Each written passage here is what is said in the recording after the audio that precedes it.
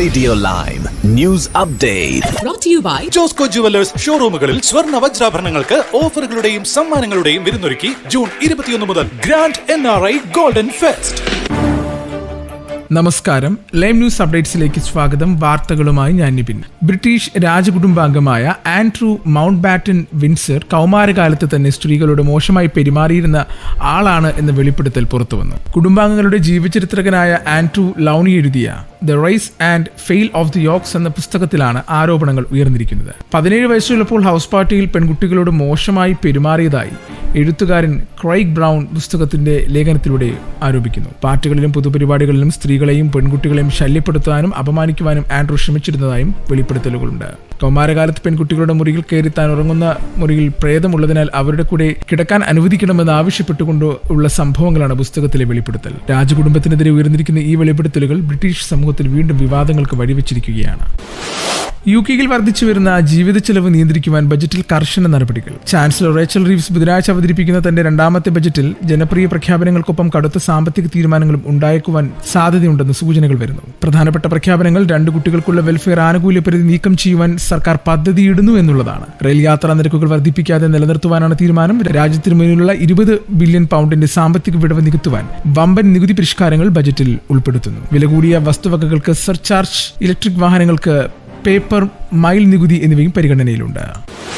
London നഗരത്തിൽ താമസിക്കുന്ന സഞ്ചാരികൾക്ക് ടൂറിസ്റ്റ് ടാക്സ് നടപ്പിലാക്കുവാനുള്ള നീക്കം ശക്തമാവുകയാണ്. പാർലമെന്റിൽ പരിഗണനയിലുള്ള English devolution and community development bill പാസ്സായാൽ ഉടൻ തന്നെ നികുതി നടപ്പിലാക്കുവാൻ മേയർ സാദിഖ് ഖാൻ തയ്യാറെടുക്കുമെന്നാണ് വിവരം. കൗൺസിലിന് പ്രതിവർഷം കുറഞ്ഞത് 240 മില്യൺ പൗണ്ട് അധിക വരുമാനം ലഭിക്കുമെന്ന് കണക്കുകൂട്ടുന്നു. 2024 ലണ്ടനിൽ താമസിച്ച് മടങ്ങിയ സഞ്ചാരികളുടെ എണ്ണം 89 ദശലക്ഷം ആണ്. ഇവർക്കെല്ലാം താമസത്തിന് ചെറിയൊരു നികുതി ചുമത്തിയിരുന്നെങ്കിൽ ലാഭിക്കാമായിരുന്നത് വൻ തുകയായിരുന്നുവെന്നാണ് പഠനങ്ങൾ സൂചിപ്പിക്കുന്നത്. ഇനി നാട്ടിലെ വാർത്തകൾ. യുവജനങ്ങളുടെ ആരാധനാപാത്രമായ അസമീസ് ഗായകൻ സുബിൻ ഗാർഗിന്റെ മരണം കൊലപാതകമെന്ന് അസം സർക്കാർ. മുഖ്യമന്ത്രി ഹിമന്ത ബിശ്വ ശർമ്മ ഇക്കാര്യം നിയമസഭയെ അറിയിച്ചു. സ്കൂബ ഡൈവിംഗിനിടെയാണ് സുബിൻ ഗാർഗ് മരിച്ചത്. സിംഗപ്പൂരിലെ നോർത്ത് ഈസ്റ്റ് ഇന്ത്യ ഫെസ്റ്റിവലിൽ പാടാനെത്തിയ സുബിന് സ്കൂബ ഡൈവിംഗിനിടെയാണ് പരിക്കേറ്റത്. ആശുപത്രിയിൽ എത്തിച്ചെങ്കിലും മരണം സംഭവിച്ചു. സുബിൻ ഗാർഗിന്റേത് അപകട മരണം അല്ലെന്നും കൊലപാതകമാണ് അസം പോലീസിന്റെ അന്വേഷണത്തിൽ കണ്ടെത്തി. ഒരാൾ ഗാർഗിന്റെ കൊലപ്പെടുത്തി, മറ്റുള്ളവർ സഹായിച്ചു. 5ഓളം അറസ്റ്റുകൾ നടന്നു. പ്രതിപക്ഷത്തിന്റെ അടിയന്തര പ്രമേയത്തിനും മറുപടിയായി മുഖ്യമന്ത്രി പറഞ്ഞു, കൊലപാതകത്തിലേക്ക് നയിച്ച കാരണങ്ങൾ ജനത്തെ ഞെട്ടിക്കുമെന്നും അദ്ദേഹം കൂട്ടിച്ചേർത്തു. ഡ്യൂട്ടിയുടെ ഭാഗമായി ക്ഷേത്ര ശ്രീകോവിലിൽ പ്രവേശിക്കുന്നതിന് വിസമ്മതിച്ച് സൈനിക ഉദ്യോഗസ്ഥനെ പിരിച്ചുവിട്ട നടപടി ശരിവെച്ച് സുപ്രീം കോടതി. ഒരു മതേതര സ്ഥാപനം എന്ന നിലയിൽ സൈന്യത്തിന്റെ അച്ചടക്ക നടപടികൾ ആർക്കും ലംഘിക്കാനാവില്ലെന്ന് ചൂണ്ടിക്കാട്ടിയാണ് നടപടി. തന്റെ മതവിശ്വാസത്തിന്റെ ഭാഗികമായി ഔദ്യോഗിക ചുമതല നിർവഹിക്കുവാൻ മടിക്കുന്ന ഉദ്യോഗസ്ഥൻ സൈന്യത്തിന് യോജിച്ചതല്ലെന്നും കോടതി പറഞ്ഞു. സൈന്യത്തിൽ നിന്ന് പെൻഷനും ഗ്രാറ്റുവിറ്റിയും അല്ലാതെ പിരിച്ചുവിട്ടതിനെ ചോദ്യം ചെയ്തത് സാമുവൽ കമലേഷൻ എന്ന മുൻ സൈനികൻ സമർപ്പിച്ച ഹർജിയാണ് തള്ളിയത്. ക്രിസ്ത്യൻ മതവിശ്വാസി സാമുവൽ കമലേഷൻ 2017 സൈന്യത്തിൽ ചേർന്നത്. സ്വിക്സ് സ്ക്വാഡ്രണിന്റെ ഭാഗമായിട്ടാണ് നിയമിക്കപ്പെട്ടത്. എന്നാൽ തന്റെ മതവിശ്വാസം മുൻനിർത്തി ക്ഷേത്രത്തിൽ പ്രവേശിക്കുവാൻ സൈനികൻ വിസമ്മതിക്കുകയായിരുന്നു.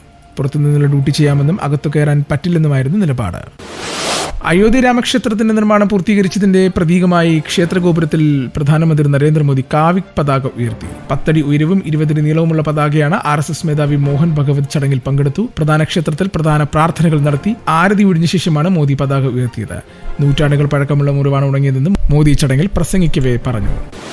ആൾതാമസമില്ലാതെ കെട്ടിടം പൊളിച്ചു മാറ്റുന്നവരുടെ ഭിത്തി ഇടിഞ്ഞു വീണ് യുവാവിന് ദാരുണാന്ത്യം. വീട് പൊളിച്ചുകൊണ്ടിരുന്ന നെട്ടൂർ പുളിയമ്പള്ളി അംസിയുടെ മകൻ നിയാസാണ് മരിച്ചത്. ഉച്ചയ്ക്ക് 1 മണിയോടെയായിരുന്നു അപകടം. ഏറെ നാളായി അപകടാവസ്ഥയിൽ നിന്നിരുന്ന കെട്ടിടം പൊളിച്ചു മാറ്റുന്നതിനിടെയാണ് അപകടമുണ്ടായത്. കെട്ടിടം ഇടിയുന്നത് കൊണ്ട് ഈ സമയം അവിടെ ഉണ്ടായിരുന്ന 3 തൊഴിലാളികൾ ഓടിമാറിയതിനാൽ രക്ഷപ്പെട്ടു. നിയാസ് ഭിത്തിയുടെ അടിയിൽപ്പെടുകയായിരുന്നു. മറ്റു തൊഴിലാളികളും നാട്ടുകാരും ചേർന്ന് ഉടൻ ആശുപത്രിയിൽ എത്തിച്ചെങ്കിലും ജീവൻ രക്ഷിക്കാനായില്ല. ഇനി കായിക വാർത്തകൾ.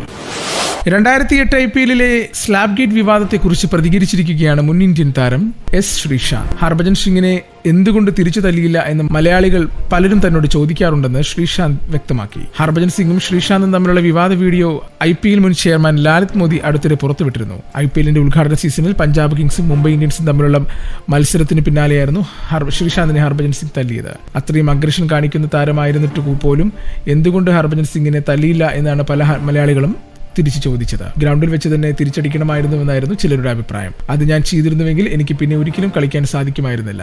അന്ന് കേരളത്തിന് ഇന്ത്യൻ ക്രിക്കറ്റിൽ അത്ര സ്വാധീനമൊന്നുമില്ല. കേരളത്തിൽ നിന്ന് ഞാൻ മാത്രമാണ് അപ്പോൾ ഇന്ത്യൻ ടീമിൽ കളിച്ചിരുന്നത്. പ്രതികാരം ചെയ്യാൻ പോരുന്നുവെങ്കിൽ മറ്റു മലയാളി താരങ്ങളുടെയും കരിയറിനെ അത് ബാധിക്കുമായിരുന്നുവെന്നും ശ്രീശാന്ത് പറഞ്ഞു. ഇന്നത്തെ പൗണ്ട് വിനിമയ നിരക്ക് 117.28 രൂപ. ഇതോടുകൂടി വാർത്തകൾ കഴിഞ്ഞു. കൂടുതൽ വാർത്തകൾ അടുത്ത ബുള്ളറ്റിൽ. കൂടുതൽ വാർത്തകൾക്കും വിശേഷങ്ങൾക്കുമായി റേഡിയോ ലൈം ആപ്പ് ഡൗൺലോഡ് ചെയ്യൂ. പ്ലേ സ്റ്റോറിൽ നിന്നും ആപ്പ് സ്റ്റോറിൽ നിന്നും.